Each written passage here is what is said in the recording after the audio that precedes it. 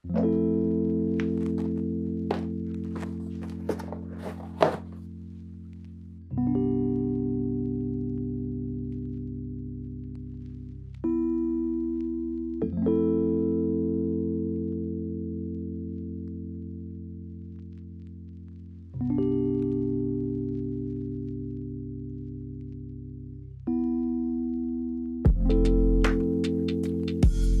right here, I have a Nikon D3100 camera body and a Yongnuo 50mm f1.8 lens, and I got both of these combined for less than $160. So without further ado, let's open up these packages and talk about this camera. And while we're unboxing, I'm gonna kind of talk about this camera because I have owned this camera in the past. And if you've been around the channel for a while, you know I made a video about it like last year, I believe, or early this year. So I've owned this camera before and I've gotten a good amount of use out of it. And I got this camera from KEH Photo for $70. So this was even cheaper than I sell for on eBay. And it was in, I believe, ugly or bargain condition. So hopefully it works fine, but either way, $70 for a Nikon D3100 is a lot cheaper than it is on eBay. So I figured I'd pick it up and talk about it some more because I know you guys enjoyed the last video I made about it. And if you haven't seen my last video about this camera, feel free to check that out after this video. First of all, the packaging is quite good, so I definitely know it's not damaged. From shipping, at least. So, like I said, this is just the camera body, the D3100 body, which is why I purchased the Yongnuo 50mm lens, because this is basically the cheapest lens that you can buy new from Amazon. And so this lens came in at $80, I believe, from Amazon, and I'll link that in the description if you want to check this lens out. But I got both of these together because this is a super cheap camera kit, about $150 to $160 for a 50mm f1.8 prime lens and a D3100 body with a battery and charger. Let's unwrap this thing and check it out.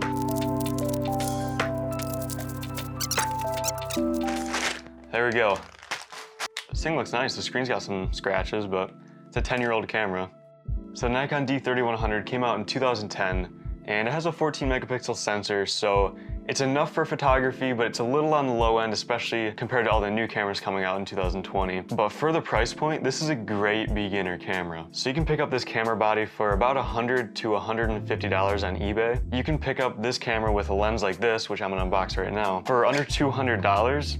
It's a great starter kit for an interchangeable lens camera, because at that point you can always upgrade your lens and buy better lenses in the future, which lenses are more important than the camera body itself. So if you can afford to buy just this cheap camera body and invest in lenses, that might be the way to go depending on your situation. But let's get this lens out of here and slap it on the camera. Definitely go down and hit the like button and subscribe if you're interested in more videos about the Yongnuo 50mm lens, because I will make a specific video about this lens. And also if you're interested in more videos about the Nikon D3100, feel free to go down and subscribe to my channel and hit the bell button so you're always notified when new videos come out. But this video is more of just an overview about this camera and hopefully some inspiration to you if you're looking at purchasing this camera, or if you have one that you just don't know if it's worth using in 2020. So there we go. The lens is on. It looks really nice in there. I mean, it looks like it's meant to be on this camera, so that's good. Obviously that isn't super important. You know, the most important thing is how the lens performs, how the camera performs. But stay tuned, because later on in this video, I will show some example photos with this exact combination. So one of the great things about Nikon cameras in general is that basically all Nikon lenses will work on this camera. And I'm talking like lenses from the 80s even, like old vintage Nikon lenses will mount right up to this camera, which is super great because you can get those for really cheap. And now there is a couple exceptions of Nikon lenses that won't work on this camera. So 1950s, I believe, Nikon rangefinder lenses won't work on it.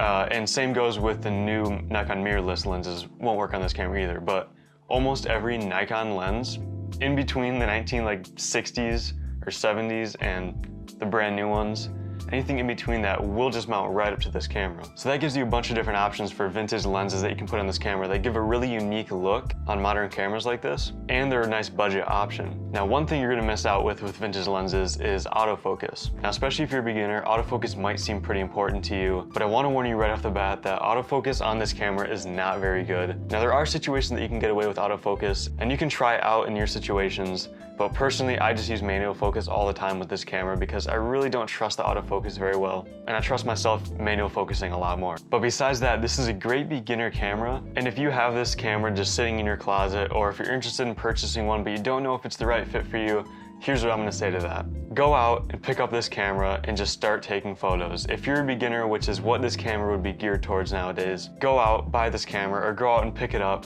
and go shoot some photos. Just getting experience with photography is the most important thing, and it doesn't matter if you have a cheap camera like this or a brand new $3,000 camera. Experience is the #1 most important thing, so just go out and do it. This is a fantastic beginner camera for photography, and you really can't go wrong with this setup for the price point. And the best thing about it is the price it's at now is pretty much the price floor. It's not going to drop so much in value, so you can go out, buy this camera for a good price, use it for a little while, and when you want to upgrade, you can sell it for probably the same price that you bought it for. So I wouldn't worry about all the specs and features of this camera. I would recommend just going and picking it up and using it.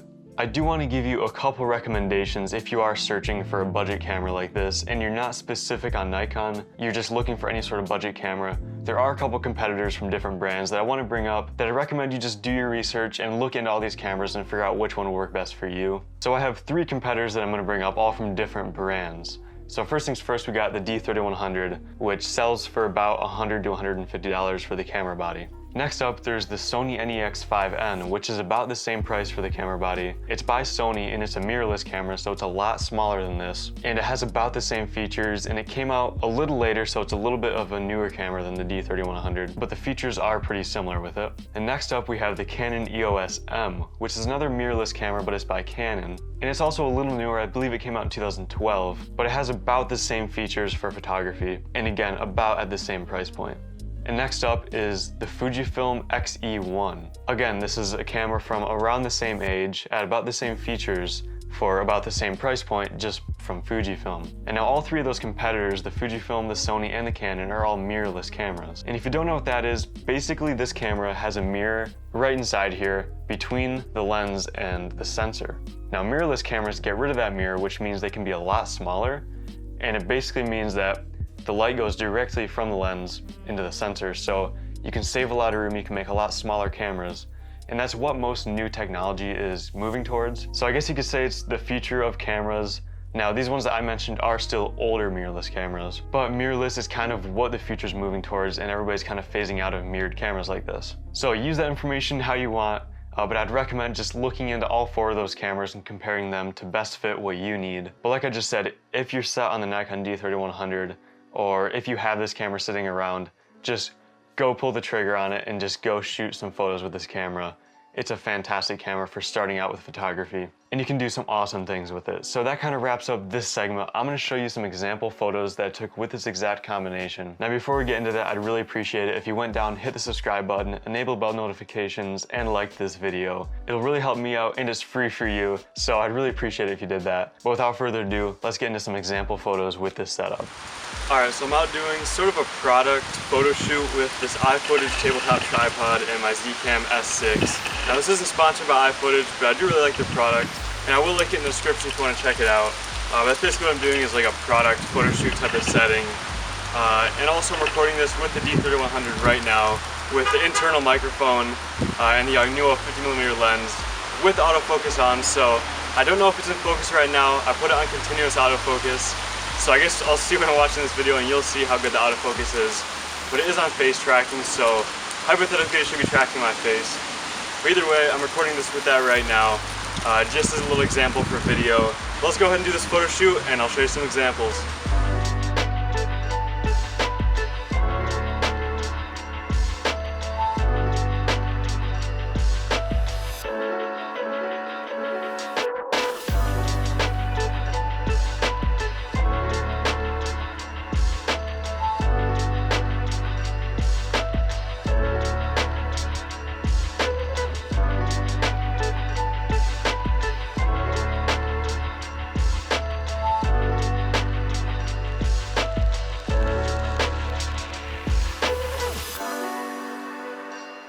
So there we go. I hope this video inspired you to go out and take photos and just build up your experience. And make sure to subscribe and stay tuned for more videos about this camera and this lens in the future. But that wraps it up for this one. So thank you for watching. I'll see you in the next video.